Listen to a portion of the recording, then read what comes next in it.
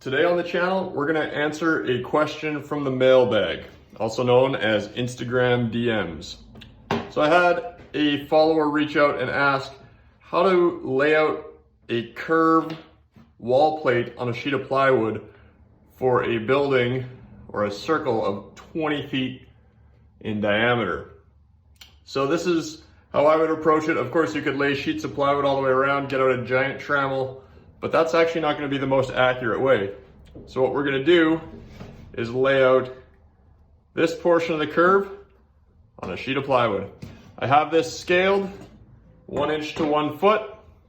So you can see we're 20 inches across here, and I've got my mock sheet of plywood 4 by 8.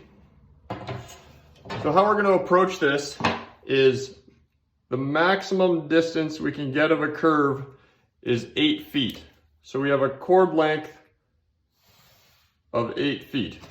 This is the section of arch that we want to be able to draw on this sheet of plywood and then repeat so we can create multiple pieces of wall plate to create the curved wall.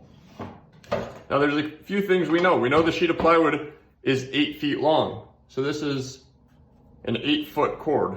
We also know that the diameter of the circle is 20 feet, making our radius 10 feet. So we have a 10-foot radius there, and that also puts a 10-foot radius here. Now we have a triangle. What we need to find is actually the height of our arc compared to our chord length. That piece of information will allow us to draw the arc on a sheet of plywood. How we're going to find that is by bisecting our chord length. So we find our halfway, which will be 4, and you can see that intersects with our radius as well. So we know this is a right angle triangle. Again, we're looking for this distance right here. We'll call that X. But now that we have a right angle triangle, we can use Pythagorean Theorem to figure out what our missing side is. We'll call that Y. So in this triangle, we have our longest side, our hypotenuse of 10 feet, which is going to be our C value. So that's 10 squared. And we have half of our chord length, which will be 4 feet for this side, because it's a total of 8. And that is our A length. So 4 squared plus B squared equals C squared. To simplify that, we just subtract 4 squared from both sides. And there is our formula. B squared equals 10 squared minus 4 squared. So let's run that number real quick.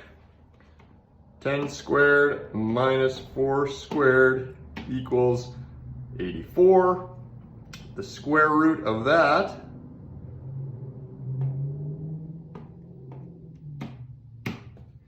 is 9.165 feet. So that is the distance from here to here. Now we know that the distance from our arc to the center is 10 feet. So we just need to subtract that, and that gives us our X value. So 10 foot minus our answer